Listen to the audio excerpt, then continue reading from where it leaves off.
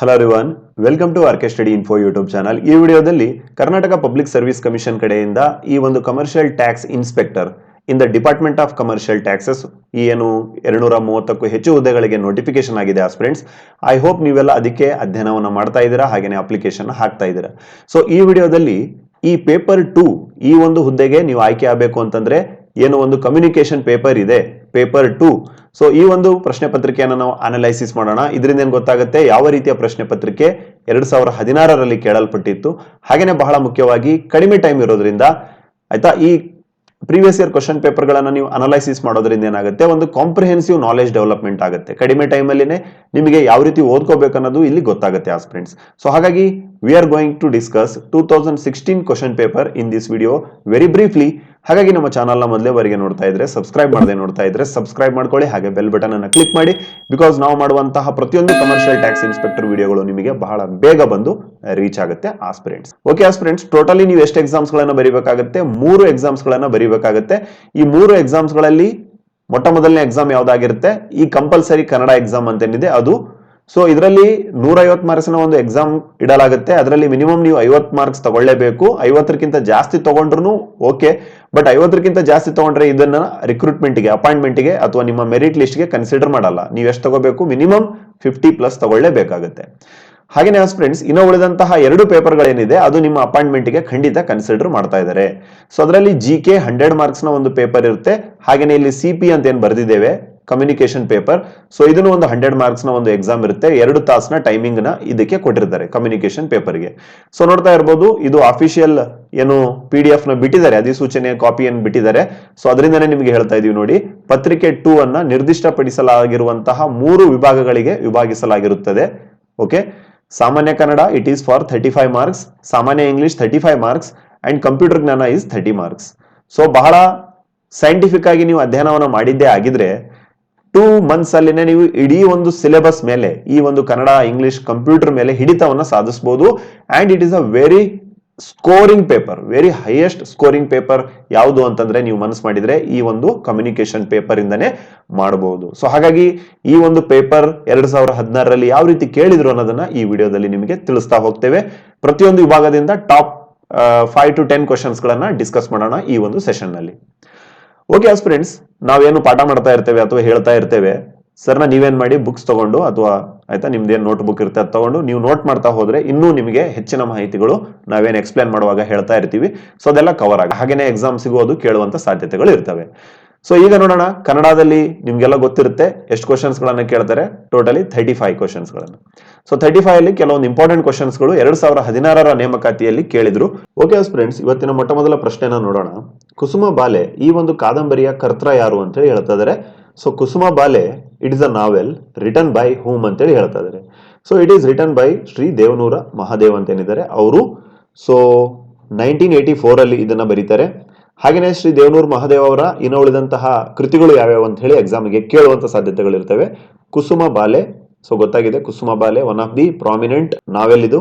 ಒಡಲಾಳ, ಓಕೆನಾ, ಒಡಲಾಳ ಅಂತ ಹೇಳಿ ಇನ್ನೊಂದು ಪುಸ್ತಕವನ್ನು ಅವರು ಬರೆದಿದ್ದಾರೆ, ಒಡಲಾಳ. ಹಾಗೇನೆ ಎದೆಗೆ ಬಿದ್ದ ಅಕ್ಷರ, ಯಾವುದು? ಎದೆಗೆ ಬಿದ್ದ ಅಕ್ಷರ. ಹಾಗೇನೆ ಇಲ್ಲಿ ನೋಡ್ತಾ ಇದ್ರಲ್ವಾ ಭೈರಪ್ಪ ಅಂತೇಳಿ, ಸೊ ಅವರು ಸಹ ಕನ್ನಡದ ಅತ್ಯುನ್ನತ ಬರಹಗಾರರು. ಅವ್ರದ್ದು ಸಹ ಪುಸ್ತಕಗಳನ್ನ ಕೇಳುವಂತ ಸಾಧ್ಯತೆಗಳಿರ್ತವೆ. ಬಿಕಾಸ್ ಕೇಂದ್ರ ಸಾಹಿತ್ಯ ಅಕಾಡೆಮಿ ಇವರಿಗೆ ಅವಾರ್ಡ್ ಸಿಗುತ್ತೆ, ಹಾಗೇನೆ ಪದ್ಮ ಭೂಷಣ ಅವಾರ್ಡ್ ಸಹ ಸಿಕ್ಕಿದೆ ಇವರಿಗೆ, ಶ್ರೀ ಭೈರಪ್ಪ ಅವರಿಗೆ. ಸೊ ಹಾಗಾಗಿ ಇವನ್ ಸರಸ್ವತಿ ಸಮ್ಮಾನ್ ಅವಾರ್ಡ್ ಸಹ ಸಿಕ್ಕಿದೆ 2010 ಅಲ್ಲಿ. ಸರಿನಾ? ಇವರ ಯಾವ ಕಾದಂಬರಿಗೆ? ಮಂದ್ರ ಎನ್ನುವಂತಹ ಒಂದು ಕಾದಂಬರಿಗೆ, ಮಂದ್ರ ಎನ್ನುವಂತಹ ಒಂದು ನಾವೆಲ್ಗೆ. ಹಾಗೇನೆ ವಂಶವೃಕ್ಷ ಅಂತ ಹೇಳಿ ಭೈರಪ್ಪ ಅವ್ರದ್ದು ಒಂದು ಕಾದಂಬರಿ ಇದೆ. ಯಾವುದು? ವಂಶವೃಕ್ಷ, ಬರ್ಕೊಳ್ಳಿ ಎಲ್ಲ, ಸರಿನಾ? ಹಾಗೇನೆ ಅನ್ವೇಷಣೆ ಅಂತ ಹೇಳಿ ಹೇಳ್ತಾರೆ, ಹಾಗೆ ಪರ್ವ. So these are the prominent writings of Shri Bhyrappa. ಹಾಗೇನೆ ಲಂಕೇಶ್ ಅವರನ್ನು ಸಹ ಎಕ್ಸಾಮ್ ಅಲ್ಲಿ ಕೇಳ್ತಾರೆ, ಸುಮಾರು ಎಕ್ಸಾಮ್ಸ್ ಗಳಲ್ಲಿ ಕೇಳಿದ್ದಾರೆ.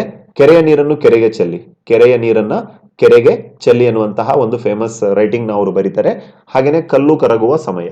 So these are the famous writings of Shri Lankesh. So ಇಷ್ಟೆಲ್ಲ ನಿಮಗೆ ಗೊತ್ತಿರಲೇಬೇಕಾಗುತ್ತೆ ನೀವು ಕಮರ್ಷಿಯಲ್ ಟ್ಯಾಕ್ಸ್ ಇನ್ಸ್ಪೆಕ್ಟರ್ ಆಗ್ಬೇಕು ಅಂತಂದ್ರೆ. ಹಾಗೇನೆ ಕನ್ನಡದ ಮೊದಲ ಗದ್ಯ ಕೃತಿ ಯಾವುದು ಅಂತೇಳಿ ಕೇಳಿದರು. ನೋಡಿ, ಕನ್ನಡದ ಮೊಟ್ಟ ಮೊದಲ ಗದ್ಯ ಕೃತಿ, ಗದ್ಯ ಮೀನ್ಸ್ ಪ್ರೋಸ್ ಸ್ಟೈಲ್ ಅಲ್ಲಿ ಬರೆದಿರುವಂತಹ ಮೊಟ್ಟ ಮೊದಲ ಪುಸ್ತಕ ಯಾವುದು ಅಂತೇಳಿ ಕೇಳಿದ್ರು. ಸೊ ಐ ಹೋಪ್ ನಿಮ್ಗೆಲ್ಲ ಗೊತ್ತಿರುತ್ತೆ. ಆಪ್ಷನ್ ನಂಬರ್ C ಅಥವಾ 3 ಏನಿದೆ ಅದು, ವಡ್ಡಾರಾಧನೆ. ಸೊ ಒಡ್ಡರಾಧನೆಯನ್ನ ಬರೆದವರು ಯಾರು? ಶಿವ ಕೋಟಾಚಾರ್ಯ ಅಂತ ಹೇಳಿ ಕರೀತಾರೆ. ಶಿವ ಕೋಟಾಚಾರ್ಯ ಅಂತ ಹೇಳಿ ಬರ್ತಾರೆ. So he was the writer of ಕನ್ನಡದ ಮೊಟ್ಟ ಮೊದಲ ಗದ್ಯ ಕೃತಿ ಏನಿದೆ ಅದು. So it mainly talks about the Jainism. Okay, ಜೈನ ಧರ್ಮದ ಬಗ್ಗೆ ಬರೆದಿರುವಂತಹ ಒಂದು ಪುಸ್ತಕ ಇದು, ಒಡ್ಡರಾಧನೆ ಅಂತ ಹೇಳಿ. ಇಲ್ಲಿ ಪಂಚತಂತ್ರ ಅಂತ ಕೇಳಿದರೆ ಅದ್ರ ಮೇಲೂ ಪ್ರಶ್ನೆಗಳನ್ನ ಕೇಳುವಂತ ಸಾಧ್ಯತೆಗಳಿರ್ತವೆ. ಸೊ ಪಂಚತಂತ್ರವನ್ನು ಬರೆದವರು ಯಾರು? ವಿಷ್ಣು ಶರ್ಮಾ. ನಿಮ್ಗೆಲ್ಲ ಗೊತ್ತಿರುತ್ತೆ ಪಂಚತಂತ್ರ. ಸೊ ವಿಷ್ಣು ಶರ್ಮಾ ಅವ್ರು ಏನ್ ಮಾಡಿದ್ದಾರೆ, ಇದನ್ನ ಬರ್ದಿದ್ದಾರೆ ನೋಡಿ ಆಸ್ಪಿರೆಂಟ್ಸ್. ಹಾಗೇನೆ ಜೈಮಿನಿ ಭಾರತವನ್ನು ಬರೆದವರು ಯಾರು? ಲಕ್ಷ್ಮೀಶ ಅಂತ ಬರ್ತಾರೆ. ಓಕೆ, ಲಕ್ಷ್ಮೀಶ. ಸೊ ಇದನ್ನ ಏನ್ ಮಾಡ್ತಾರೆ, ಕನ್ನಡಗೆ ಟ್ರಾನ್ಸ್ಲೇಟ್ ಮಾಡ್ತಾರೆ. So Lakshmisha was the 16th century writer ಇವರು. ಸರಿನಾ? ಸೊ ಇಷ್ಟು ನೀವು ನಿಮ್ಮ ಎಕ್ಸಾಮ್ ಪಾಯಿಂಟ್ ಆಫ್ ವ್ಯೂ ನಿಂದ ನೆನ್ಪಿಟ್ಕೋಬೇಕಾಗತ್ತೆ. ಸೊ ಮೂರನೇ ಪ್ರಶ್ನೆ ನೋಡೋಣ. ಭೂಜಾತೆ ಅಂದರೆ ಯಾರು ಅಂತ ಹೇಳಿ ಕೇಳಿದ್ರು. ಭೂಜಾತೆ. ಸೊ ಭೂಜಾತೆ ಅಂದ್ರೆ ಯಾರು ಅಂತ ಕೇಳಿದ್ರು. ಸೊ ಇದಕ್ಕೆ ರೈಟ್ ಆಪ್ಷನ್ ಹೇಳೋದಾದ್ರೆ ಸೀತೆ ಅಂತೇನಿದೆ ಅದು. ಸೊ ಇಲ್ಲಿ ಕೈ ಅಂತ ಏನಿದ್ದಾರೆ ಅವರು ಭರತನ ತಾಯಿಗೆ ಕಂಪೇರ್ ಮಾಡ್ತಾರೆ. ಭರತನ ತಾಯಿ. ಓಕೆ, ಭರತನ ತಾಯಿಗೆ ಕಂಪೇರ್ ಮಾಡಿರ್ತಾರೆ. ಹಾಗೆ ಮಂಥರೆ ಅಂತೇನಿದೆ, ಸೊ ಇದನ್ನ ಕೈ ಅಂತೇನಿದ್ದಾರೆ, ಕೈ ಸೊ ಅವರ ಒಬ್ಬ ದಾಸಿಗೆ ಕಂಪೇರ್ ಮಾಡಿದ್ದಾರೆ. ಹಾಗೇನೆ ಸುಮಿತ್ರೆ ಅಂತೇನಿದೆ, ಇದನ್ನ ಲಕ್ಷ್ಮಣನ ತಾಯಿ. ಓಕೆ, ಲಕ್ಷ್ಮಣನ ತಾಯಿಗೆ ಕಂಪೇರ್ ಮಾಡಿದ್ದಾರೆ ನೋಡಿ. ಹಾಗೆ ಸೀತೆಯನ್ನ ಯಾರಿಗೆ ಕಂಪೇರ್ ಮಾಡಿದ್ದಾರೆ? ಈ ಭೂಮಿಯಲ್ಲಿ ಹುಟ್ಟಿದವಳು. ಓಕೆ, ಭೂ ಅಂತಂದ್ರೇನು? ಭೂಮಿ. ಹಾಗೆ ಜಾತಿ ಅಂತಂದ್ರೇನು? ಈ ಭೂಮಿಯಲ್ಲಿ ಹುಟ್ಟಿದವಳು ಎನ್ನುವಂತಹ ಅರ್ಥವನ್ನ ಕೊಡುತ್ತೆ. So option number 2 is the right option aspirants. ಹಾಗೇನೆ ಹೃದಯ ಶಾರದೆ, ಇಲ್ಲಿರುವಂತಹ ಅಲಂಕಾರ ಯಾವುದು ಅಂತೇಳಿ ಈ ಹಿಂದಿನ ಎಕ್ಸಾಮ್ ಅಲ್ಲಿ ಕೇಳಿದ್ರು. ಸೊ ಹೃದಯ ಶಾರದೆ ಈ ಒಂದು ಕ್ವಶನ್ ಅಲ್ಲಿ ಇರುವಂತಹ ಅಲಂಕಾರ ಯಾವುದು ಅಂತ ಹೇಳೋದಾದ್ರೆ ರೂಪಕ ಅಲಂಕಾರ. ಬಿಕಾಸ್ ಇಲ್ಲಿ ಏನಾಗ್ತಾ ಇದೆ ಅಂತ ಹೇಳೋದಾದ್ರೆ ಈ ಒಂದು ಪರಸ್ಪರ ಎರಡು ವಸ್ತುಗಳನ್ನ ಹೋಲಿಸುವಾಗ ಹೃದಯ ಹಾಗೂ ಶಾರದೆ ಎರಡನ್ನ ಕಂಪೇರ್ ಮಾಡ್ತಾ ಇದೀವಿ. ಸೊ ಇವು ಎದ್ದು ಕಾಣುವಂತೆ ಕಂಪೇರ್ ಮಾಡದೆ ಇದೇ ಅದು ಅಂತ ಹೇಳಿ ಕಂಪೇರ್ ಮಾಡ್ತೀವಲ್ವಾ, ಹೃದಯನೇ ಶಾರದೆ ಎನ್ನುವಂತೆ ಕಂಪೇರ್ ಮಾಡ್ತೀವಲ್ವಾ, ಸೊ ಅದನ್ನೇನಂತ ಹೇಳ್ತಾರೆ? ರೂಪಕ ಅಲಂಕಾರ ಅಂತ ಹೇಳಿ ಹೇಳ್ತಾರೆ. ಸೊ ರೂಪಕ ಅಲಂಕಾರ ಅಂದ್ರೆ ಗೊತ್ತಾಗಿದೆ ನಿಮಗೆ. ಯಾವಾಗ when we compare two things in a similar way, ಎರಡು ಬೇರೆ ಬೇರೆಗಳನ್ನ ಒಂದೇ ರೀತಿಯಿಂದ ನಾವು ಕಂಪೇರ್ ಮಾಡ್ತೀವಲ್ವಾ, ಸೊ ಅದನ್ನೇನಂತ ಹೇಳ್ತಾರೆ? ರೂಪಕ ಅಲಂಕಾರ ಅಂತೇಳಿ ಹೇಳ್ತಾರೆ. ಸರಿನಾ? ನೋಡಿ, ಈ ರೀತಿಯ ಗ್ರಾಮರ್ನ ಹಾಗೇನೆ ಈ ಒಂದು ಲಿಟರೇಚರ್ನ ಕೇಳಿದ್ರು ನೋಡಿ ಆಸ್ಪಿರೆಂಟ್ಸ್. ಸೊ ಈ ಒಂದು ಗ್ರಾಮರ್ನ ನೀವು ಎಲ್ಲಿಂದ ಓದ್ಕೋಬೇಕು ಅಂತ ಹೇಳೋದಾದ್ರೆ, ಸೊ ನೋಡ್ತಾ ಇರ್ಬೋದು ಕನ್ನಡ ವ್ಯಾಕರಣ ದರ್ಪಣ ಅಂತೇನಿದೆ, ಇಲ್ಲಿಂದ ನೀವು ಓದ್ಕೊಳ್ಳಿ. ಸೊ ಇದು 328 ಪೇಜ್ನ ಒಂದು PDF ಆಗಿದೆ. ಇದು ನಮ್ಮ ಟೆಲಿಗ್ರಾಮ್ ಅಲ್ಲಿ ನಾವು ಶೇರ್ ಮಾಡಿರ್ತೇವೆ. ಸೊ ಇವತ್ತು ಸಹ ನಾವು ಶೇರ್ ಮಾಡಿರ್ತೇವೆ ಕನ್ನಡ ವ್ಯಾಕರಣ ದರ್ಪಣ ಅಂತೇಳಿ. ಸೊ ಇದು ಇದು ಸ್ವತಃ ಗವರ್ನಮೆಂಟೇ ಪ್ರಿಂಟ್ ಮಾಡಿರುವಂತಹ ಒಂದು ಪುಸ್ತಕ ಆಗಿದ್ದು, so exam point of view ನಿಂದ ತುಂಬಾ ಚೆನ್ನಾಗಿ ಇದನ್ನ ಕವರ್ ಮಾಡಿದ್ದಾರೆ. ಸೊ ಇಲ್ಲಿಂದ ನಿಮಗೆ ಗ್ರಾಮರ್ ಎಲ್ಲ ಪ್ರತಿಯೊಂದು ಗೊತ್ತಾಗುತ್ತೆ. ತತ್ಸಮ, ತದ್ಭವ, ಸಂಧಿ, ಸಮಾಸ, ಅಲಂಕಾರ ಪ್ರತಿಯೊಂದು ಇಲ್ಲಿಂದ ಕವರ್ ಮಾಡಿದ್ದಾರೆ. ಸರಿನಾ ಫ್ರೆಂಡ್ಸ್? ಸೊ ಇದನ್ನ ಪ್ರಿಂಟ್ ಹಾಕ್ಸ್ಕೊಂಡು ನೀಟಾಗಿ ಅಧ್ಯಯನವನ್ನ ಮಾಡಿ ಖಂಡಿತ ನಿಮಗೆ ಎಕ್ಸಾಮಿಗೆ ಹೆಲ್ಪ್ಫುಲ್ ಆಗುತ್ತೆ. ಹಾಗೆ ನೀನು ಉಳಿದಂಗೆ ಈ ಒಂದು ಪ್ರೀವಿಯಸ್ ಇಯರ್ ಕ್ವಶನ್ ಪೇಪರ್ಸ್ ಗಳನ್ನ ನಮ್ಮ ಚಾನಲ್ ಕಡೆಯಿಂದ ನಿಮಗೆ ಅನಲೈಸಿಸ್ ಮಾಡ್ತಾನೆ ಇರ್ತೀವಿ. ಹಾಗಾಗಿ ಇನ್ನೂ ಯಾರು ಚಾನಲ್ನ ಸಬ್ಸ್ಕ್ರೈಬ್ ಮಾಡದೆ ನೋಡ್ತಾ ಇದ್ದೀರಾ, ಸಬ್ಸ್ಕ್ರೈಬ್ ಮಾಡ್ಕೊಳ್ಳಿ. ನಿಮಗೆ ಬಹಳ ಬೆನಿಫಿಟ್ ಆಗುತ್ತೆ ಆಸ್ಪಿರೆಂಟ್ಸ್ ಈ ಒಂದು ಕಮರ್ಷಿಯಲ್ ಟ್ಯಾಕ್ಸ್ ಇನ್ಸ್ಪೆಕ್ಟರ್ ಹುದ್ದೆಗೆ. ನೆಕ್ಸ್ಟ್ ಪ್ರಶ್ನೆ ನೋಡೋಣ. ಸಿರಿ ಸಂಪಿಗೆ ನಾಟಕದ ಕರ್ತೃ ಯಾರು ಅಂತ ಹೇಳಿ ಕೇಳಿದ್ರು. ಸೊ ಸಿರಿ ಸಂಪಿಗೆ ನಾಟಕದ ಕರ್ತೃ ಶ್ರೀ ಚಂದ್ರಶೇಖರ್ ಕಂಬಾರ್, ಜ್ಞಾನಪೀಠ ಅವಾರ್ಡಿ. ಆಯ್ತಾ, ಇವರಿಗೆ ಏನ್ ಸಿಗುತ್ತೆ? ಜ್ಞಾನಪೀಠ ಅವಾರ್ಡ್ ಸಿಗುತ್ತೆ, ಶ್ರೀ ಚಂದ್ರಶೇಖರ್ ಕಂಬಾರ್. ಹಾಗೇನೆ ಗಿರೀಶ್ ಕಾರ್ನಾಡ್ ಅವರು ಸಹ one of the famous Kannada writer. So ಅವರಿಗೂ ಸಹ ಏನು ಕನ್ನಡ ಲಿಟರೇಚರ್ಗೆ ಜ್ಞಾನಪೀಠ ಅವಾರ್ಡ್ ಸಿಕ್ಕಿದೆ. ಸೊ ಸಿರಿ ಸಂಪಿಗೆ ನಾಟಕ ಬರೆದವರು ಯಾರು? ಶ್ರೀ ಚಂದ್ರಶೇಖರ್ ಕಂಬಾರ್. ನೆಕ್ಸ್ಟ್, ವಚನ ಅಂದ್ರೆ ಏನು ಅಂತ ಹೇಳಿ ಕೇಳಿದ್ರು. ವಾಟ್ ಈಸ್ ಮೀನ್ಡ್ ಬೈ ವಚನ ಅಂತ ಹೇಳಿ. ಸೊ ವಚನ ಅಂತಂದ್ರೆ ಮಾತು ಅಂತ ಹೇಳಿ ಅರ್ಥ, ನೆನ್ಪಿಟ್ಕೊಳ್ಳಿ. ವಚನ ಅಂತಂದ್ರೆ ಮಾತು ಅಂತೇಳಿ ಅರ್ಥ ಕನ್ನಡದಲ್ಲಿ. ಸರಿನಾ? ಹಾಗೇನೆ ವಚನ ಈ ಒಂದು ನಂಬರ್ ಸಹ ಆಗುತ್ತೆ. ಸಂಖ್ಯೆ ಅಂತ ಬಂದಿದ್ರೆ, ಒಂದ್ ವೇಳೆ ಇಲ್ಲಿ ಆಪ್ಷನ್ ಸಂಖ್ಯೆ ಅಂತ ಬಂದಿದ್ರು ಸಹ ಏನಾಗ್ತಿತ್ತು? ರೈಟ್ ಆಗ್ತಿತ್ತು. ಬಟ್ ಎನಿ ಹೌ ಮಾತು ಅಥವಾ ಸಂಖ್ಯೆ ಇವೆರಡರಲ್ಲಿ ಒಂದು ಯಾವ್ದಾಗುತ್ತೆ? ಕರೆಕ್ಟ್ ಆಗುತ್ತೆ. ಹಾಗೇನೆ ಆಸ್ಪಿರೆಂಟ್ಸ್ 7ನೇ ಪ್ರಶ್ನೆ ನೋಡೋಣ. ಬೆಟ್ಟ ಪ್ಲಸ್ ತಾವರೆ, ಬೆಟ್ಟದಾವರೆ ಇದು ಎಂತಹ ಸಂಧಿ ಅಂತೇಳಿ ಕೇಳಿದರೆ. ಬಹಳ ಸಿಂಪಲ್ ಆಗಿರುವಂತಹ ಒಂದು ಪ್ರಶ್ನೆ. ಸೊ ನಿಮ್ಗೆಲ್ಲ ಗೊತ್ತಿರುತ್ತೆ ಬೆಟ್ಟದ ಪ್ಲಸ್ ತಾವರೆ, ಬೆಟ್ಟದಾವರೆ, ಬೆಟ್ಟ ಪ್ಲಸ್ ತಾವರೆ, ಬೆಟ್ಟದಾವರೆ ಆಗಿದೆ. ಸೊ ಏನ್ ಚೇಂಜಸ್ ನ ನೋಡ್ತಾ ಇದ್ದೀರಾ ಇಲ್ಲಿ? ಈ ಒಂದು ತಾ ಬದಲಿಗೆ ನಾವೇನ್ ಯೂಸ್ ಮಾಡ್ತಾ ಇದ್ದೇವೆ? ದ. ತ ಬದಲಿಗೆ ನಾವೇನ್ ಯೂಸ್ ಮಾಡ್ತಾ ಇದ್ದೇವೆ? ದವನ್ನ ಯೂಸ್ ಮಾಡ್ತಾ ಇದ್ದೇವೆ. ಸೊ ಯಾವಾಗ ಕ ಬದಲಾಗಿ, ತ ಬದಲಾಗಿ, ಪ ಬದಲಾಗಿ ಗ, ದ ಹಾಗೆ ಬ ಗಳನ್ನ ನಾವು ಯೂಸ್ ಮಾಡ್ತೀವಲ್ವಾ, ದಿಸ್ ಈಸ್ ಕಾಲ್ಡ್ ಏನಂತ ಹೇಳ್ತಾರೆ? ಅದನ್ನ ಆದೇಶ ಸಂಧಿ ಅಂತ ಹೇಳಿ ಹೇಳ್ತಾರೆ. ಸೊ ನೋಡಿ, ಇಲ್ಲಿ ತ ಬದಲಿಗೆ ನಾವೇನ್ ಬಳಸ್ತಾ ಇದೀವಿ? ತಾವರೆ ಬದಲಿಗೆ ದಾವರೆಯನ್ನ ಬಳಸ್ತಾ ಇದೀವಿ. ಸರಿನಾ? ಇನ್ನು ಉಳಿದಂತಹ ಎಕ್ಸಾಂಪಲ್ಸ್ಗಳು ಯಾವ್ಯಾವ ಆ ತರ ಇದೇ ರೀತಿಯ ಒಂದು ಸಂಧಿಗಳಿಗೆ ಅಂತ ಹೇಳೋದಾದ್ರೆ, ಈ ಒಂದು ಹೊಸ, ಆಯ್ತಾ, ಹೊಸ ಪ್ಲಸ್ ಕನ್ನಡ, ಹೊಸ ಪ್ಲಸ್ ಕನ್ನಡ ಅಂತೇಳಿ ಹೇಳ್ತೀವಿ. ಸೊ ಹೇಳುವಾಗ ಏನಂತ ಹೇಳ್ತೀವಿ ನಾವು? ಹೊಸ ಗನ್ನಡ ಅಂತೇಳಿ ಹೇಳ್ತೀವಿ ನೋಡಿ. ಸೊ ಒನ್ಸ್ ಅಗೇನ್ ಕ ಬದಲಿಗೆ ಇಲ್ಲಿ ಗ ಬಂದಿದೆ. ಹಾಗೇನೆ ಹುಲಿ ಪ್ಲಸ್ ತೊಗಲು, ಹುಲಿಯ ಅಥವಾ ಹುಲಿ ಪ್ಲಸ್ ತೊಗಲು ಏನಾಗುತ್ತೆ ಇಲ್ಲಿ? ಹುಲಿ ದೊಗಲು ಏನಾಗುತ್ತೆ? ಹುಲಿ ದೊಗಲು. ಸೊ ನೋಡ್ತಾ ಇದ್ದೀರಾ, ತ ಬದಲಿಗೆ ದ ಬಳಸ್ತಾ ಇದೀವಿ, ಕ ಬದಲಿಗೆ ಗ ಬರ್ತಾ ಇದೆ. ಸೊ ಇಂತಹ ಅಕ್ಷರಗಳು ಆದೇಶವಾಗಿ ಬರ್ತಾ ಇದಾವೆ ತಾನೆ, ಆರ್ಡರ್ ಆಗಿ ಬರ್ತಾ ಇದಾವೆ ತಾನೆ. ಸೊ ದಟ್ ಈಸ್ ಕಾಲ್ಡ್ ಆದೇಶ ಸಂಧಿ. ಸರಿನಾ? ನೆಕ್ಸ್ಟ್ ಇದೇ ರೀತಿಯ ಕ್ವಶನ್ ಪೇಪರ್ ಗಳನ್ನ ನಾವು ಅನಲೈಸಿಸ್ ಮಾಡ್ತಾ ಹೋಗೋಣ. ಸೊ ಕನ್ನಡದಲ್ಲಿ ಲಾಸ್ಟ್ ಕ್ವಶನ್ ನೋಡೋಣ. ಖಗ ಎನ್ನುವಂತಹ ಪದದ ಅರ್ಥ ಏನು ಅಂತೇಳಿ ಕೇಳಿದರೆ, ಖಗ ಅಂತಂದ್ರೆ ಇಲ್ಲಿ ಪಕ್ಷಿ. ಖಗ ಅಂತಂದ್ರೆ ಏನಿಲ್ಲಿ? ಪಕ್ಷಿ ಅಂತ ಹೇಳಿ ಅರ್ಥ ಬರುತ್ತೆ ಆಸ್ಪಿರೆಂಟ್ಸ್. ಹಾಗೇನೆ ಹಾರುಗ ಅಂತ ಹೇಳಿನೂ ಸಹ ಕೇಳಿದ್ದಾರೆ ಈ ಹಿಂದಿನ ಎಕ್ಸಾಮ್ ಅಲ್ಲಿ. ಹಾಗೇನೆ ಒಂದು ವಿಹಗ, ಓಕೆ, ವಿಹಗ ಅಂತಂದ್ರೂ ಪಕ್ಷಿನೇ. ಹಾಗೇನೆ ಖಚರ ಅಂತೇಳಿ ಹೇಳ್ತಾರೆ, ಖಚರ, ಓಕೆ, ಖಚರ ನೋಡಿ. ಖಚರ, ವಿಹಗ, ಹಾರುಗ, ಹಾಗೆ ಪಕ್ಷಿ, ಖಗ, ಇವೆಲ್ಲವೂ ಒಂದೇ. ಯಾವುದು? ಪಕ್ಷಿ ಅಂತೇಳಿ ಹೇಳ್ತಾರೆ. So these are the synonyms ಅಂತೇಳಿ ಹೇಳ್ತಾರೆ, ಸಮನಾರ್ಥಕ ಪದಗಳು. ಓಕೆ, ಸಮನಾರ್ಥಕ ಪದಗಳು ಅಂತೇಳಿ ಹೇಳ್ತಾರೆ. ಇಂತಹ ಪ್ರಶ್ನೆಗಳು ನಮ್ಗೆ ಎಲ್ಲಿಂದ ಸಿಗುತ್ತೆ ಅಂತ ಹೇಳೋದಾದ್ರೆ, ಈ ಒಂದು 5ನೇ ತರಗತಿಯಿಂದ ಹಿಡ್ಕೊಂಡು 12th ಸ್ಟ್ಯಾಂಡರ್ಡ್ದು ಕನ್ನಡ ಟೆಕ್ಸ್ಟ್ ಬುಕ್ ಗಳನ್ನ ನೀವು ಏನ್ ಮಾಡಿ ನಿಮ್ಮ ಹತ್ರ ರೆಡಿ ಇಟ್ಕೊಳ್ಳಿ. ಸರಿನಾ? 5ನೇ ಕ್ಲಾಸಿಂದ 12ನೇ ಕ್ಲಾಸ್ದು ಕನ್ನಡ ಫಸ್ಟ್ ಲ್ಯಾಂಗ್ವೇಜ್ ಇರ್ಬೋದು, ಸೆಕೆಂಡ್ ಲ್ಯಾಂಗ್ವೇಜ್ ಇರ್ಬೋದು. ಸರಿನಾ? ಸೊ ಅದನ್ನ ನೀವು ನಿಮ್ಮ ಹತ್ರ ರೆಡಿ ಮಾಡಿ ಇಟ್ಕೊಳ್ಳಿ. ಹಾಗೇನೆ ಈ ಒಂದು ಕನ್ನಡ ವ್ಯಾಕರಣ ದರ್ಪಣ ಅಂತೇನಿದೆ, ಇದನ್ನು ಸಹ ಪ್ರಿಂಟ್ ಹಾಕ್ಸ್ಕೊಳ್ಳಿ. ಸರಿನಾ? ಇದನ್ನ ನೀಟಾಗಿ ಓದಿ. ಕನ್ನಡ ವ್ಯಾಕರಣ ದರ್ಪಣ ಆಗಿರ್ಬೋದು, ಜೊತೆಗೆ 5ರಿಂದ 12ನೇ ತರಗತಿ ಕನ್ನಡ ಟೆಕ್ಸ್ಟ್ ಬುಕ್ಸ್ ಗಳನ್ನ ಓದಿದ್ದೇ ಆಗಿದ್ರೆ, ಕನ್ನಡ ಟೆಕ್ಸ್ಟ್ ಬುಕ್ ಅಲ್ಲಿ ಏನ್ ಓದಬೇಕು? ಎಸ್ಪೆಷಲಿ ಪದಗಳ ಅರ್ಥಗಳನ್ನ ಕೊಟ್ಟಿರ್ತಾರೆ, ವ್ಯಾಕರಣಗಳನ್ನ ಕೊಟ್ಟಿರ್ತಾರೆ, ಕವಿಗಳ ಬಗ್ಗೆ ಕೊಟ್ಟಿರ್ತಾರೆ, ನಾಟಕಗಳ ಬಗ್ಗೆ ಕೊಟ್ಟಿರ್ತಾರೆ ತಾನೆ. ಸೊ ಅದನ್ನೆಲ್ಲವನ್ನ ನೋಟ್ಸ್ ಮಾಡಿ ಚೆನ್ನಾಗಿ ಓದಿ. ಅಲ್ಲಿಂದನೇ ಎಲ್ಲಾ ಪ್ರಶ್ನೆಗಳು ಕವರ್ ಆಗುತ್ತೆ. ಮತ್ತೆ ಯಾವುದೇ ಒಂದು ರಿಸೋರ್ಸ್ ಅಧ್ಯಯನ ಮಾಡುವಂತ ಅವಶ್ಯಕತೆ ಇರೋದಿಲ್ಲ. ಸರಿನಾ?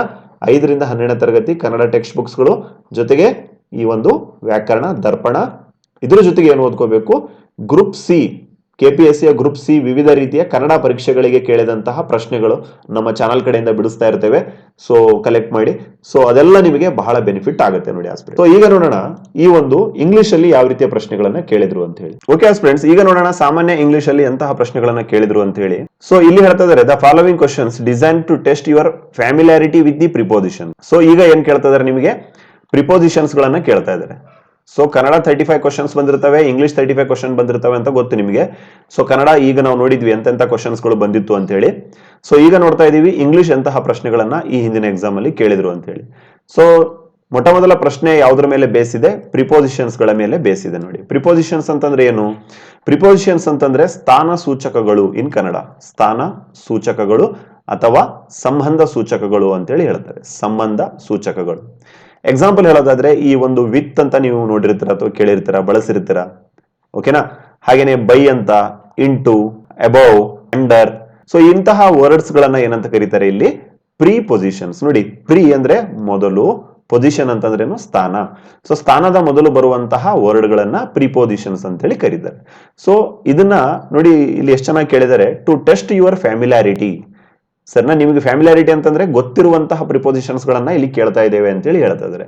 ಸೊ ನೋಡೋಣ, ಮೊಟ್ಟ ಮೊದಲ ಪ್ರಶ್ನೆ, despite the agony caused dash pain it is essential for our survival ಅಂತ ಹೇಳಿ ಕೇಳಿದ್ರು. So despite the agony caused, agony ಅಂತಂದ್ರೆ ಏನಿಲ್ಲಿ? ಪೇನ್ ಅಂತ ಅರ್ಥ, ಆಯ್ತಾ? ದುಃಖ ಅಂತ ಹೇಳಿ ಅರ್ಥ. Despite the agony caused dash pain ಅಂತ ಇದೆ. ಸೊ ಇಲ್ಲಿ ರೈಟ್ ಆಪ್ಷನ್ ಯಾವ್ದಾಗುತ್ತೆ? 4 ಆಪ್ಷನ್ ಕೊಟ್ಟಿದ್ದಾರೆ. By pain. ಓಕೆನಾ? By pain it is essential for our survival. So ನಮಗೆ ದುಃಖ ಆದ್ರೂ ಸಹ ಅದು ನಮಗೆ, ಈ ಒಂದು ಪೇನ್ ನಿಂದ ದುಃಖ ಆದ್ರೂ ಸಹ ಅದು ನಮಗೆ ಬದುಕುಳಿಯೋದಕ್ಕೆ ಉಪಯೋಗ ಆಯ್ತು. ಸರಿನಾ? ನೋ ಪೇನ್ ನೋ ಗೇನ್ ಅಂತೀವಿ ತಾನೆ, ನೋ ಪೇನ್ ನೋ ಗೇನ್ ಅಂತ ಹೇಳ್ತೀವಲ್ವಾ, ಅದನ್ನೇ ಇದು ಹೇಳ್ತಾ ಇದ್ದಾರೆ ಅಷ್ಟೇ. ಹಾಗೇನೆ ಎರಡನೇ ಪ್ರಶ್ನೆಯನ್ನು ನೋಡೋಣ. The lamp fell and broken dash pieces ಅಂತ ಇದೆ. ಸೊ ದೀಪ ಕೆಳಗಡೆ ಬಿದ್ದು ಒಡೆದೋಯ್ತು ಪೀಸ್ ಆಗಿ ಅಂತ ಇದೆ. ಸೊ ಇಲ್ಲಿ ರೈಟ್ ಆಪ್ಷನ್ ಯಾವ್ದಾಗುತ್ತೆ? ಇಂಟು. ಸರಿನಾ? ಇಂಟು ಅನ್ನೋದು ಏನಾಗುತ್ತೆ ಇಲ್ಲಿ? ಸರಿಯಾದ ಪ್ರಿಪೋಸಿಷನ್ ಆಗುತ್ತೆ ನೋಡಿ. ಸರಿನಾ? ಪೀಸ್ ಆಗಿ ಒಡೆದೋಯ್ತು ಅಂತೀವಲ್ವಾ. ಸೊ ಪೀಸ್ ಆಗಿ ಒಡೆದೋಯ್ತು ಅನ್ನೋದಕ್ಕೆ ಇಂಟು ಅಂತೇಳಿ ಹೇಳ್ತೀವಿ. ಸೊ ಇನ್ನು ಉಳಿದಂತಹ ಆಪ್ಷನ್ಸ್ಗಳು ಇಲ್ಲಿ ಸರಿಯಾಗಿ ಆಪ್ಷನ್ಗಳು ಆಗಲ್ಲ. The tired traveller was sitting dash the shade of the tree. ಈ ಒಬ್ಬ ಯಾತ್ರಿಕ ದಣಿದುಕೊಂಡು ಮರದ ಕೆಳಗಡೆ ಕುತ್ಕೊಂಡಿದ್ದಾರೆ ಅಂತ ಹೇಳಿ ಇಲ್ಲಿ ಒಂದು ಸೆಂಟೆನ್ಸ್ ನ ಕೊಡಲಾಗಿದೆ. So under, into, in, with ಯಾವ್ದನ್ನ ಬಳಸ್ತಾರ ಅಂತ ಕೇಳಿದಾಗ ಅಂಡರ್. ಅಂಡರ್ ಅಂಡರ್ ಅಂತಂದ್ರೆ ಇಲ್ಲಿ ಕೆಳಗಡೆ, ಸರಿನಾ? ಟ್ರಾವೆಲರ್ ಎಲ್ಲಿ ಕುತ್ಕೊಂಡಿದ್ದಾರೆ? ಕೆಳಗಡೆ ಅಂಡರ್ ಕುತ್ಕೊಂಡಿದ್ದಾರೆ. ಸೊ ಇಂಟು ಅಂತ ಹೇಳಕ್ಕಾಗಲ್ಲ. ಇಂಟು ಅಂತಂದ್ರೆ ಅದರ ಅದ್ರ ಒಳಗಡೆ ಅಂತ ಹೇಳಿ ಅರ್ಥ. ಇಂಟು ಇನ್ನಂದ್ರೂ ಅದ್ರ ಒಳಗಡೆ ಅಂತೇನೆ ಅರ್ಥ. ಹಾಗೆ ವಿತ್ ಅಂತಂದ್ರೆ ಅದ್ರ ಜೊತೆಗೆ ಕುತ್ಕೊಳಕ್ ಆಗಲ್ಲ. ಸೊ ಅಂಡರ್ ಅಂತಂದ್ರೆ ಇಲ್ಲಿ ಕೆಳಗಡೆ. ಸೊ ಇದನ್ನೆಲ್ಲ ಏನಂತಾರೆ? ಪ್ರಿಪೋಸಿಷನ್ಸ್ ಅಂತ ಹೇಳಿ ಕರೀತಾರೆ, ನಿಮ್ಗೆಲ್ಲ ಗೊತ್ತಿರುತ್ತೆ. ಹಾಗೇನೆ the people began dash star ಅಂತಿದೆ. The people began dash star ಅಂತ ಇದೆ. ಟು ಸ್ಟಾರ್ ಆರಂಭ ಅಂದ್ರೆ ಜನರಿಗೆ ಹಸುವಾಯಿತು ಅಂತ ಹೇಳಿ. ಪೀಪಲ್ ಬಿಗ್ಯಾನ್ ಟು ಸ್ಟಾರು ಅಂತ ಹೇಳಿ ಅರ್ಥ. ಟು ಅನ್ನ ಬಳಸ್ತೇವೆ ನಾವು. ಸೊ ಬೈ ಅನ್ನ ಬಳಸೋಕ್ಕಾಗಲ್ಲ, ಇನ್ನನ್ನ ಬಳಸೋಕ್ಕಾಗಲ್ಲ, ಆನ್ ಅನ್ನ ಬಳಸೋಕ್ಕಾಗಲ್ಲ. ಸೊ ಇಂತಹ ಪ್ರಶ್ನೆಗಳನ್ನ ನಾವು ಎಲ್ಲಿಂದ ಓದ್ಕೋಬೇಕು ಅಥವಾ ನೀವೆಲ್ಲ ಎಲ್ಲಿಂದ ಓದ್ಕೋಬೇಕು ಅಂತ ಹೇಳೋದಾದ್ರೆ, ಸೊ ಇದನ್ನೆಲ್ಲ ಪ್ರಿಪೋಸಿಷನ್ಸ್ ಅಂತ ಹೇಳಿ ಕರೀತಾರೆ. ಇವೆಲ್ಲ ಎಲ್ಲಿ ಕೊಟ್ಟಿರ್ತಾರೆ ಅಂತ ಕೇಳೋದಾದ್ರೆ, ಪ್ರತಿಯೊಂದನ್ನ ಎಲ್ಲಿಂದ ಓದ್ಕೋಬಹುದು ಅಂತ ಹೇಳೋದಾದ್ರೆ, ಅರಿಹಂತ್ ಅಂತೇಳಿ ಅಮೆಝಾನ್ ಅಲ್ಲಿ ಬುಕ್ ಸಿಗುತ್ತೆ. ಅರಿಹಂತ್ ಇಂಗ್ಲಿಷ್ ಅಂತ ಕ್ಲಿಕ್ ಮಾಡಿ ಅಥವಾ ಸರ್ಚ್ ಮಾಡಿ, ಅರಿಹಂತ್ ಜನರಲ್ ಇಂಗ್ಲಿಷ್ ಅಂತ ಹೇಳಿ ಹಾಕಿದ್ರೆ ನಿಮಗೆ ಅರಿಹಂತ್ ಪಬ್ಲಿಕೇಶನ್ದು ಕಾಂಪಿಟೇಟಿವ್ ಎಕ್ಸಾಮ್ಸ್ ನ ಎಲ್ಲಾ ಪುಸ್ತಕಗಳು ಅಲ್ಲಿ ಸಿಗ್ತವೆ.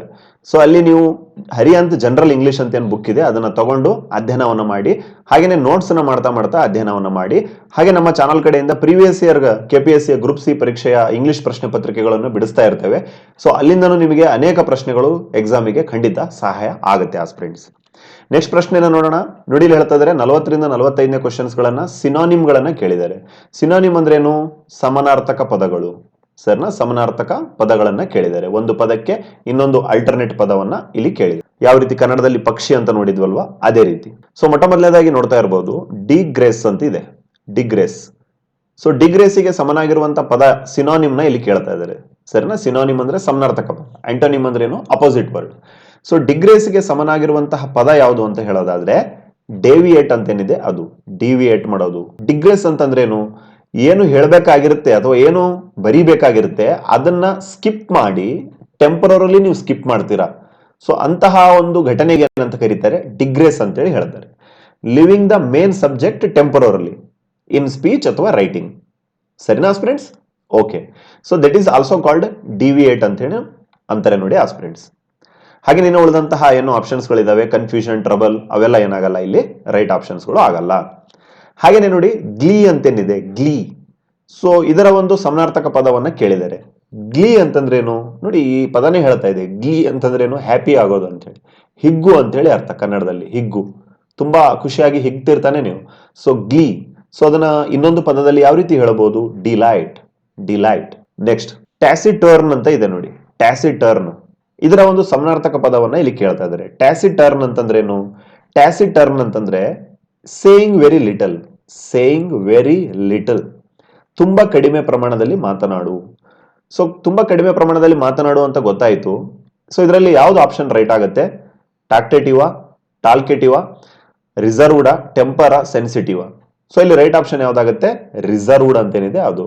ನೋಡಪ್ಪ, ಅವರು ತುಂಬಾನೇ ರಿಸರ್ವ್ಡ್ ಪರ್ಸನ್, ಯಾರ ಜೊತೆ ಮಾತಾಡಲ್ಲ ಅಂತ ಹೇಳ್ತಾರಲ್ವಾ. ಸೊ ದಟ್ ಈಸ್ ಕಾಲ್ಡ್ ಟ್ಯಾಸಿಟರ್ನ್ ಅಂತ ಹೇಳಿ ಹೇಳ್ತಾರೆ.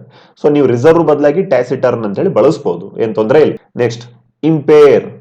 ಇಂಪೇರ್ ಅಂತಂದ್ರೆ ಅದರ ಮೀನಿಂಗ್ ನ ಕೇಳಿದ್ದಾರೆ. ಇಂಪೇರ್. ಸೊ ಇಂಪೇರ್ ಅಂತಂದ್ರೆ ಈ ಒಂದು ವೀಕ್ ಅಥವಾ ಡ್ಯಾಮೇಜ್ ಮಾಡೋದು ಅಂತ ಅರ್ಥ. ವೀಕನ್ ಅಂತಾನು ಬರುತ್ತೆ, ಹಾಗೇನೆ ಡ್ಯಾಮೇಜ್ ಅಂತಾನು ಕರೀತಾರೆ. ಡ್ಯಾಮೇಜ್ ಮಾಡೋದು. So option number 3 is the right option. ಹಾಗೇನೆ ಫ್ರೆಂಡ್ಸ್ ವಿಗರಸ್ ಅಂತ ಹೇಳಿ ಒಂದು ಪ್ರಶ್ನೆನ ಕೇಳಿದ್ರು. ವಿಗರಸ್ ಅಂದ್ರೆ ಏನು ಅಂತ ಹೇಳಿ. ಸೊ ವಿಗರಸ್ ಅಂತಂದ್ರೆ ತುಂಬಾನೇ ಹೆಲ್ದಿ ಆಗಿರುವಂತಹ, ಹಾಗೇನೆ ತುಂಬಾನೇ ಏನಂತಲ್ಲ ರೋಬಸ್ಟ್ ಅಂತೀವಲ್ವಾ, ಹೆಲ್ದಿ ಆಗಿರುವಂತ ಮನುಷ್ಯ. ಸೊ ಅದನ್ನ ಇನ್ನೊಂದು ಅರ್ಥದಲ್ಲಿ ಏನಂತ ಹೇಳ್ತಾರೆ? ಡೈನಾಮಿಕ್. ಏನಂತ ಹೇಳ್ತಾರೆ? ಡೈನಾಮಿಕ್, ಚಲನಶೀಲ ಅಂತ ಹೇಳ್ತೀವಲ್ವಾ ಅದು. ನೋಡಪ್ಪ ಅವ್ರು ಎಷ್ಟು ಆಕ್ಟಿವ್ ಇರ್ತಾರೆ ಅಂತ ಹೇಳ್ತೀವಲ್ವಾ. ಸೊ ಅದನ್ನ ಇನ್ನೊಂದು ಅರ್ಥದಲ್ಲಿ ವಿಗರಸ್ ಅಂತಾದ್ರೂ ಹೇಳ್ಬೋದು, ಡೈನಾಮಿಕ್ ಅಂತಾದ್ರೂ ಹೇಳ್ಬೋದು. ಹಾಗೇನೆ ಟೆಂಪೋರಾಲ್ ನೋಡಿ. ಟೆಂಪೋರಾಲ್, ಈ ಟೆಂಪೋರಾಲ್ ಎನ್ನುವಂತಹ ಮೀನಿಂಗ್ ಏನ್ ಕೊಡುತ್ತೆ? ಟೆಂಪೋರಾಲ್ ಅಂತಂದ್ರೆ ಪ್ರಾಪಂಚಿಕ, ಅಂದರೆ ಈ ವಿಶ್ವಕ್ಕೆ ಸಂಬಂಧಿಸಿದಂತಹ ವಸ್ತುಗಳು. ಹೇಳ್ತಾ ಇರ್ತಾರೆ ತಾನೆ ಸ್ವಾಮೀಜಿಗಳು, ಸರಿನಾ? ಪ್ರಾಪಂಚಿಕ ಸುಖಗಳಿಗೆ ಬೆಲೆ ಕೊಡಬೇಡಿ ಅಂತ ಹೇಳಿ. ಸೊ ಟೆಂಪೋರಾಲ್ ಅಂತಂದ್ರೇನು? ಪ್ರಾಪಂಚಿಕ. ಸೊ ಇಲ್ಲಿ 4 ಆಪ್ಷನ್ ಕೊಟ್ಟಿದ್ದಾರೆ, ನೋಡ್ತಾ ಇರ್ಬೋದು. ವ್ಯಾಲ್ಯೂಯಬಲ್, ಟ್ರುತ್, ಟೆಂಪರರಿ ಅಂತ ಹೇಳಿ. So worldly. ಓಕೆ, ವರ್ಲ್ಡ್ಲಿ ಅಂತಂದ್ರೇನು? ಈ ವಿಶ್ವಕ್ಕೆ ಅಥವಾ ಪ್ರಪಂಚಕ್ಕೆ ಸಂಬಂಧಿಸಿದ್ದು ಅಂತ ಹೇಳಿ ಅರ್ಥ ಟೆಂಪೋರಾಲ್. ಸೊ ನೀವೇನ್ ಮಾಡ್ತಾರೆ, ಕೆಲವೊಂದ್ಸಲ ಟೆಂಪರಲ್ ಅಂತಂದ್ರೆ ಟೆಂಪರರಿ ಅಂತೇಳಿ ಹಾಕಿ ಬಂದ್ಬಿಡ್ತೀರ. ಸೊ ಇದನ್ನ ಕನ್ಫ್ಯೂಸ್ ಮಾಡಕ್ಕಂತಾನೆ ಕೊಟ್ಟಿರ್ತಾರೆ. ಸರಿನಾ ಫ್ರೆಂಡ್ಸ್? ಸೊ ಇಂತಹ ಪದಗಳನ್ನ ನಿಮಗೆ ಎಲ್ಲಿಂದ ಸಿಗುತ್ತೆ ಅಂತ ಹೇಳೋದಾದ್ರೆ, ಸೊ ನಮ್ಮ ಒಂದು ಹೋಮ್ವರ್ಕ್ ನ ಆಧಾರವಾಗಿ ಇಟ್ಕೊಂಡು ಹೇಳೋದಾದ್ರೆ, ಅರಿಹಂತಿಂದು ಜನರಲ್ ಇಂಗ್ಲಿಷ್ ಬುಕ್ ತುಂಬಾ ಚೆನ್ನಾಗಿದೆ. ಸ್ವತಃ ನಾವು ಸಹ ಅದನ್ನು ಓದಿದ್ದೇವೆ. ಸರಿನಾ? ನೀವು ಸಹ ಅದನ್ನ ತರಿಸ್ಕೊಂಡು ಓದಿ. ಹಾಗೇನೆ ಪ್ರೀವಿಯಸ್ ಇಯರ್ ಕ್ವಶನ್ ಪೇಪರ್ಸ್ಗಳು ಬರೀ ನಮ್ಮ KPSC ಗ್ರೂಪ್ ಸಿ ಎಕ್ಸಾಮ್ಸ್ಗಳದ್ದು ಅಷ್ಟೇ ಅಲ್ಲ, KPSC ಗ್ರೂಪ್ ಸಿ ಇದು ಅಷ್ಟೇ ಅಲ್ಲ, ಈ ಸ್ಟಾಫ್ ಸೆಲೆಕ್ಷನ್ ಕಮಿಷನ್ಗೆ ಜೊತೆಗೆ ಈ ಕೇಂದ್ರ ಸರ್ಕಾರದ MTS ಹುದ್ದೆಗಳಿಗೆ ಎಕ್ಸಾಮ್ಸ್ಗಳಿಗೆ ಏನ್ ನಡೆಸ್ತಾರೆ, ಈ ಒಂದು ಸಾಮಾನ್ಯ ಇಂಗ್ಲಿಷ್ ಅಥವಾ ಜನರಲ್ ಇಂಗ್ಲಿಷ್ ಅಂತ ಹೇಳಿ ಮಾಡ್ತಾರೆ. ಅವರು ಸಹ ಎಕ್ಸಾಮ್ ನ ಕಂಡಕ್ಟ್ ಮಾಡ್ತಾರೆ, ಜನರಲ್ ಇಂಗ್ಲಿಷ್. ಸರಿನಾ? ಅದನ್ನು ಸಹ ಒಂದು 35 ಕ್ವಶನ್ಸ್ ನ ಕೇಳಿರ್ತಾರೆ. So previous year question papers ಗಳನ್ನ ನಾವು ಬಿಡಿಸ್ತಾ ಇರ್ತೇವೆ ನಮ್ಮ ಚಾನಲ್ ಕಡೆಯಿಂದ. ಸ್ಟಾಫ್ ಸೆಲೆಕ್ಷನ್ ಕಮಿಷನ್ದು, MTS ದು, ಹಾಗೆ combined higher secondary level, once again ಇದು ಸ್ಟಾಫ್ ಸೆಲೆಕ್ಷನ್ ಸಂಬಂಧಪಡುತ್ತೆ. ಹಾಗೇನೆ ಈ ಒಂದು ಕಂಬೈನ್ಡ್ ಗ್ರಾಜುಯೇಟ್ ಲೆವೆಲ್ CGL ಅಂತ ಹೇಳ್ತಾರೆ. ಸೊ ಎಲ್ಲ ಪರೀಕ್ಷೆಗಳಿಗೆ ಸಂಬಂಧಪಟ್ಟಂಗೆ ಜನರಲ್ ಇಂಗ್ಲಿಷ್ ಗಳನ್ನ ಕೇಳಿದರೆ ಈ ಹಿಂದಿನ ಎಕ್ಸಾಮ್ ಅಲ್ಲಿ. ಸೊ ಅದನ್ನೆಲ್ಲವನ್ನ ಸಾಲ್ವ್ ಮಾಡ್ತೇವೆ. ಖಂಡಿತ ನಿಮಗೆ ಅಲ್ಲಿಂದನೇ ಕೆಲವೊಂದು ಕ್ವಶನ್ಸ್ಗಳು ನಿಮ್ಮ ಎಕ್ಸಾಮ್ಗೆ ಕವರ್ ಆಗುತ್ತೆ ನೋಡಿ ಫ್ರೆಂಡ್ಸ್. ಸೊ ಈ ಒಂದು ಸೆಷನ್ ನ ಕೊನೆಯ ಒಂದು ಭಾಗ ಏನು ಕಂಪ್ಯೂಟರ್ ಭಾಗ ಇದೆ, ಅದನ್ನ ಸ್ವಲ್ಪ ಹೇಳಿ ಈ ಒಂದು ಸೆಷನ್ ನ ಕಂಪ್ಲೀಟ್ ಮಾಡೋಣ ಫ್ರೆಂಡ್ಸ್. ಓಕೆ ಫ್ರೆಂಡ್ಸ್, ಈಗ ಕಂಪ್ಯೂಟರ್ಗೆ ಸಂಬಂಧಪಟ್ಟಂತಹ ಪ್ರಶ್ನೆಗಳನ್ನ ಡಿಸ್ಕಸ್ ಮಾಡ್ತಾ ಇದ್ದೇವೆ. ಮೊಟ್ಟ ಮೊದಲ ಪ್ರಶ್ನೆ ನೋಡ್ತಾ ಇರಬಹುದು, ಈ ADSL ಅಂದ್ರೆ ಏನು ಅಂತ ಹೇಳಿ ಈ ಹಿಂದಿನ ಎಕ್ಸಾಮ್ ಅಲ್ಲಿ ಕೇಳಿದ್ರು. ಸೊ 4 ಆಪ್ಷನ್ ಕೊಟ್ಟಿದ್ದಾರೆ. ಸೊ ಇಲ್ಲಿ ರೈಟ್ ಆಪ್ಷನ್ ಯಾವ್ದಾಗುತ್ತೆ? Second one, asymmetric digital satellite link. Asymmetric digital satellite link. So ಇದನ್ನ ಇನ್ನೊಂದು ಅರ್ಥದಲ್ಲಿ ಹೇಳ್ತಾರೆ, ಅಸಿಮೆಟ್ರಿಕ್ ಡಿಜಿಟಲ್ ಸಬ್ಸ್ಕ್ರೈಬರ್ ಲಿಂಕ್ ಅಂತಾನು ಕರೀತಾರೆ ಇದನ್ನ, ಅಥವಾ ಲೈನ್ ಅಂತಾನು ಕರೀತಾರೆ. ಅಸಿಮೆಟ್ರಿಕ್ ಡಿಜಿಟಲ್ ಸಬ್ಸ್ಕ್ರೈಬರ್ ಲೈನ್ ಅಂತಾನು ಇದನ್ನು ಕರೀತಾರೆ, ಅಥವಾ ಅಸಿಮೆಟ್ರಿಕ್ ಡಿಜಿಟಲ್ ಸ್ಯಾಟಲೈಟ್ ಲಿಂಕ್ ಅಂತಾನು ಕರೀತಾರೆ. ಇದರ ಬಹಳ ಮುಖ್ಯವಾಗಿರುವಂತಹ ಕೆಲಸ ಏನು ಅಂತ ಹೇಳೋದಾದ್ರೆ, ADSL ನ ಈ ಮನೆಗಳಲ್ಲಿ ಎಸ್ಪೆಷಲಿ ಇಂಟರ್ನೆಟ್ ಪರ್ಪೋಸ್ಗಳಿಗೆ, ಆಯ್ತಾ, ಈ ಬ್ರಾಡ್ ಬ್ಯಾಂಡ್ ಸರ್ವಿಸ್ ಗಳಿಗೋಸ್ಕರ ಬಳಸುವಂತಹ ಒಂದು ಸಿಸ್ಟಮ್ ಆಗಿದೆ ಇದು. ಯಾವುದು? ADSL. ಓಕೆ ಫ್ರೆಂಡ್ಸ್, ನೆಕ್ಸ್ಟ್ ಪ್ರಶ್ನೆ ನೋಡೋಣ. IP address is currently how much bytes long ಅಂತೇಳಿ ಕೇಳಿದ್ರು. ಸೊ 4 ಆಪ್ಷನ್ ಕೊಟ್ಟಿದ್ದಾರೆ. ಇಲ್ಲಿ ರೈಟ್ ಆಪ್ಷನ್ ಯಾವ್ದಾಗುತ್ತೆ? 4 ಬೈಟ್ಸ್ ಲಾಂಗ್ ಆರ್ 32 ಬಿಟ್ಸ್ ಅಂತಾನು ಕರೀತಾರೆ. 32 ಬಿಟ್ಸ್ ಲಾಂಗ್ ಅಂತಾನು ಕರೀತಾರೆ ನೋಡಿ ಫ್ರೆಂಡ್ಸ್. ಸೊ ಎಕ್ಸಾಮ್ ಅಲ್ಲಿ ಬಹಳ ಸಲ ಕೇಳ್ತಾರೆ. ಹಾಗೇನೆ IP ಅಡ್ರೆಸ್ ಅಂತಂದ್ರೆ ಏನು? IP ಅಂತಂದ್ರೇನು? ಇಂಟರ್ನೆಟ್ ಪ್ರೋಟೋಕಾಲ್ ಅಂತೇಳಿ ಹೇಳ್ತಾರೆ. ನೀವೇನು ಇಂಟರ್ನೆಟ್ ಯೂಸ್ ಮಾಡ್ತೀರಾ, ಸೊ ನಿಮ್ದು ಡಿವೈಸ್ ನ ಐಡೆಂಟಿಫೈ ಮಾಡೋದಕ್ಕೆ, ನಿಮ್ಮ ಡಿವೈಸ್, ಆಯ್ತಾ, ಇವತ್ತು ಕೋಟ್ಯಾಂತರ ಜನ ಇಂಟರ್ನೆಟ್ ನ ಬಳಸ್ತಾ ಇದ್ದಾರೆ. ಸೊ ಈ ಒಂದು ಪ್ರತಿಯೊಂದನ್ನ ಟ್ರ್ಯಾಕ್ ಮಾಡೋದಕ್ಕೆ ಯಾವ್ದನ್ನ ಬಳಸ್ತಾರೆ? IP ಅಡ್ರೆಸ್ ನ ಲೊಕೇಟ್ ಮಾಡ್ತಾರೆ. ಸರಿನಾ? ಇದು ಪ್ರತಿಯೊಬ್ಬರಿಗೆ ಸಪರೇಟ್ ಆಗಿರುತ್ತೆ. ಯಾವ ತರ ಆಧಾರ್ ಕಾರ್ಡ್ ಇದೆ, ಸಪರೇಟ್ ನಂಬರ್ ಇರುತ್ತೆ. ಪ್ರತಿಯೊಬ್ಬ ಇಂಟರ್ನೆಟ್ ಬಳಕೆದಾರನಿಗೂ ಸಪರೇಟ್ IP ಅಡ್ರೆಸ್ ಗಳನ್ನ ಹೊಂದಿರುತ್ತೆ. ಸೊ ಯಾರೇ ಆದ್ರೂ ಆರಾಮಾಗಿ ಏನಾಗ್ತಾರೆ? IP ಅಡ್ರೆಸ್ ಆಧಾರದ ಮೇಲೆ ಐಡೆಂಟಿಫೈ ಆಗ್ತಾರೆ. ಸೊ ಇದು ಎಷ್ಟು ಬೈಟ್ಸ್ ಲಾಂಗ್ ಇದೆ? 4 ಬೈಟ್ಸ್. ಬಿಟ್ಸ್ ಗಳು ಅಂತ ಅಂದಾಗ 32 ಬಿಟ್ಸ್ ಅಂತ ಹೇಳಿ ಹಾಕ್ಬೇಕಾಗುತ್ತೆ. Next, internet users the following technology. Internet ಎಂತಹ ಟೆಕ್ನಾಲಜಿಗಳನ್ನು ಬಳಸ್ಕೊಂಡು ಕೆಲಸ ಮಾಡುತ್ತೆ? 4 ಆಪ್ಷನ್ ಕೊಟ್ಟಿದ್ದಾರೆ. ಸೊ ಇಲ್ಲಿ ರೈಟ್ ಆಪ್ಷನ್ ಹೇಳೋದಾದ್ರೆ ಪ್ಯಾಕೆಟ್ ಸ್ವಿಚಿಂಗ್ ಅಂತ ಏನಿದೆ ಅದು. ಪ್ಯಾಕೆಟ್ ಸ್ವಿಚಿಂಗ್ ಎನ್ನುವಂತಹ ಟೆಕ್ನಾಲಜಿಯನ್ನ ಬೇಸ್ ಆಗಿಟ್ಕೊಂಡು ಇಂಟರ್ನೆಟ್ ಕೆಲಸ ಮಾಡುತ್ತೆ. ಓಕೆ ಫ್ರೆಂಡ್ಸ್, ನೆಕ್ಸ್ಟ್ ಪ್ರಶ್ನೆ ನೋಡೋಣ. ಇಲ್ಲೊಂದು ಮ್ಯಾಚ್ ದ ಫಾಲೋವಿಂಗ್ ನ ಕೊಟ್ಟಿದ್ದಾರೆ, ಹೊಂದಿಸಿ ಬರೆಯಿರಿನ ಕೊಟ್ಟಿದ್ದಾರೆ. So it is from the MS word ಅಂತ ಏನು ನಾವು ಬಳಸ್ತೇವೆ. ಸೊ ಅಲ್ಲಿಂದ ಏನ್ ಮಾಡಿದ್ದಾರೆ, ಇದನ್ನ ತಗೊಂಡಿದ್ದಾರೆ ನೋಡಿ. ಈ ಕ್ಲಿಪ್ ಬೋರ್ಡ್ ಏನ್ ಕೆಲಸ ಮಾಡುತ್ತೆ ಅಂತೇಳಿ ಹೇಳ್ತಿದ್ದಾರೆ. ಸೊ ಕ್ಲಿಪ್ ಬೋರ್ಡ್ ಎನ್ನುವಂತ ಆಪ್ಷನ್ ಏನ್ ಮಾಡುತ್ತೆ? ಇದು D, it holds copied content temporarily ಅಂತೇನಿದೆ ಅದು. ಸರಿನಾ? ಕ್ಲಿಪ್ ಬೋರ್ಡ್ ಅಲ್ಲಿ ಏನಿರುತ್ತೆ, ನೀವು ಏನಾದರೂ ಕಾಪಿ ಮಾಡ್ಕೊಂಡಿರ್ತೀರಲ್ವಾ, ಈ ಟೆಕ್ಸ್ಟ್ ಆಗಿರ್ಬೋದು, ಪಿಕ್ಚರ್ ಆಗಿರ್ಬೋದು, ವಾಟ್ ಎವರ್, ಅದನ್ನ ಏನ್ ಮಾಡುತ್ತೆ? ಅದು ಟೆಂಪರರ್ಲಿ ಹೋಲ್ಡ್ ಮಾಡ್ಕೊಂಡಿರುತ್ತೆ. ಎಲ್ಲಿ? ಈ ಒಂದು ಕ್ಲಿಪ್ ಬೋರ್ಡ್ ಅಲ್ಲಿ. ಐ ಹೋಪ್ ನಿಮ್ಗೆ ಇದು ಗೊತ್ತಿರುತ್ತೆ. ಹಾಗೇನೆ one of the paste option ಅಂತೇಳಿ ಕೇಳ್ತಾ ಇದ್ದಾರೆ. ಒಂದು ರೀತಿಯ ಪೇಸ್ಟ್ ಮಾಡುವಂತಹ ಆಪ್ಷನ್. ಸೊ ಇದಕ್ಕೆ ರೈಟ್ ಆಪ್ಷನ್ ಹೇಳೋದಾದ್ರೆ ಇದು. ಅದೇನ್ ಮಾಡುತ್ತೆ? It keeps the source formatting. ಸರಿನಾ? ನೀವು ಯಾವ ಒಂದು ಮಾಹಿತಿಯನ್ನ ಕಾಪಿ ಮಾಡಿರ್ತೀರಲ್ವಾ, ಸೊ ಅದನ್ನ ಅದು ಸ್ಟೋರ್ ಮಾಡ್ಕೊಂಡಿರುತ್ತೆ, ಸೋರ್ಸ್ ಅನ್ನ ಕೀಪ್ ಮಾಡ್ಕೊಂಡಿರುತ್ತೆ ಫ್ರೆಂಡ್ಸ್. ಸೊ 2A ಏನಾಗುತ್ತೆ? ಅದು ರೈಟ್ ಆಪ್ಷನ್ ಆಗುತ್ತೆ. ಹಾಗೇನೆ find and replace. Find and replace ನ ಒಂದು ಶಾರ್ಟ್ ಕಟ್ ಕೀ ಯಾವುದು ಅಂತ ಹೇಳೋದಾದ್ರೆ Ctrl+H. Ctrl+H, ಆಯ್ತಾ? ಫೈಂಡ್ ಅಂಡ್ ರೀಪ್ಲೇಸ್ ಅಂತ ಹೇಳಿ ಹೇಳ್ತಾರೆ, ಎಕ್ಸಾಮ್ ಅಲ್ಲಿ ಕೇಳ್ತಾರೆ, ನೆನ್ಪಿಟ್ಕೊಳ್ಳಿ. ಹಾಗೇನೆ ಫೈಂಡ್ ಅಂಡ್ ರೀಪ್ಲೇಸ್ ಇಲ್ಲಿ ಎಡಿಟಿಂಗ್ ಆಪ್ಷನ್ ಗೆ ನಾವು ಬಳಸ್ತೇವೆ ಫ್ರೆಂಡ್ಸ್, ಎಡಿಟಿಂಗ್ ಆಪ್ಷನ್ ಗೆ. ಅಂಡ್ ಫೈನಲಿ ಕ್ಲಿಪ್ ಆರ್ಟ್ ಅಂತ ಏನಿದೆ ಅದರಲ್ಲಿ ಇಮೇಜ್, ಆಯ್ತಾ? ಕ್ಲಿಪ್ ಆರ್ಟ್ MS ವರ್ಡ್ ಅಲ್ಲಿ ನೋಡಿದಿರ್ತಾನೆ. ಸೊ ಇಮೇಜ್ ಗಳನ್ನ ಅಲ್ಲಿ ಹೊಂದಿರುತ್ತೆ. ಸೊ ಆಪ್ಷನ್ ನಂಬರ್ 1 ಏನಾಗುತ್ತೆ? ಇಲ್ಲಿ ರೈಟ್ ಆಪ್ಷನ್ ಆಗುತ್ತೆ ನೋಡಿ ಫ್ರೆಂಡ್ಸ್. ನೆಕ್ಸ್ಟ್, ಈ ಒಂದು ಸೆಷನ್ ನ ಕೊನೆಯ ಒಂದು ಪ್ರಶ್ನೆಯನ್ನು ನೋಡಿ ಈ ಒಂದು ಸೆಷನ್ ನ ಕಂಪ್ಲೀಟ್ ಮಾಡೋಣ. Drop cap option is used to. Drop cap option is used to ಅಂತ ಹೇಳಿ ಹೇಳ್ತಾ ಇದ್ದಾರೆ. ಸೊ ಡ್ರಾಪ್ ಕ್ಯಾಪ್ ಆಪ್ಷನ್ ನಾವು ಯಾವುದಕ್ಕೆ ಬಳಸ್ತೇವೆ? To create a large capital letter at the beginning of a paragraph. ಸರಿನಾ? ಈ ಡ್ರಾಪ್ ಕ್ಯಾಪ್ ಆಪ್ಷನ್ ಬಹಳ ಮುಖ್ಯವಾಗಿರುವಂತಹ ಕೆಲಸವೇನು? ಬರವಣಿಗೆಯನ್ನು ಸುಂದರ ಮಾಡುವಂತಹ ಕೆಲಸ ಇದು. ನೀವೇನಾದ್ರೂ ದೊಡ್ಡ ಪ್ಯಾರಾಗ್ರಾಫ್ ಅನ್ನ ಬರಿತಾ ಇದ್ದೀರಾ ಅಂತಂದ್ರೆ ಡೆಕೋರೇಟಿವ್ ಎಲಿಮೆಂಟ್ ತರ, ಡೆಕೋರೇಟಿವ್ ಅಂತಂದ್ರೆ ಸುಂದರವಾಗಿ ಕಾಣುವಂತಹ ಅಕ್ಷರಗಳ ರೀತಿ, ಏನು ಸ್ಟಾರ್ಟಿಂಗ್ ದೊಡ್ಡ ಪ್ಯಾರಾಗ್ರಾಫ್ ಇದೆ ಅಂದ್ರೆ ಸ್ಟಾರ್ಟಿಂಗ್ ಬರುವಂತಹ ಅಕ್ಷರಗಳನ್ನ ಅದು ನಿಮ್ಗೆ ಏನ್ ಮಾಡಿಕೊಡುತ್ತೆ? ಕ್ಯಾಪಿಟಲ್ ಅಲ್ಲಿ ಮಾಡಿಕೊಡುತ್ತೆ. ಯಾವ ಆಪ್ಷನ್ ಇದು? ಡ್ರಾಪ್ ಕ್ಯಾಪ್ ಆಪ್ಷನ್ ಅಂತೇನಿದೆ ಅದು. ಸರಿನಾ? Create a large capital letter at the beginning of paragraph to look beautiful of the paragraph. So ಈ ರೀತಿಯ ಪ್ರಶ್ನೆಗಳನ್ನ ಕೇಳಿದ್ರು. ನೆಕ್ಸ್ಟ್ ಸೆಷನ್ ಅಲ್ಲಿ ಇದಕ್ಕೆ ಪಾರ್ಟ್ 2 ಬರುತ್ತೆ. ಯಾವ್ಯಾವ ಕ್ವಶನ್ಸ್ ಗಳನ್ನ ಈಗ ಬಿಟ್ಟಿದ್ದೇವೆ ಅದನ್ನೆಲ್ಲ ನಾವು ಕವರ್ ಮಾಡ್ತಾ ಇದ್ದೇವೆ. ಹಾಗಾಗಿ ಚಾನಲ್ ನ ಸಬ್ಸ್ಕ್ರೈಬ್ ಮಾಡ್ಕೊಳ್ಳಿ aspirants. Thank you for listening. God bless you all.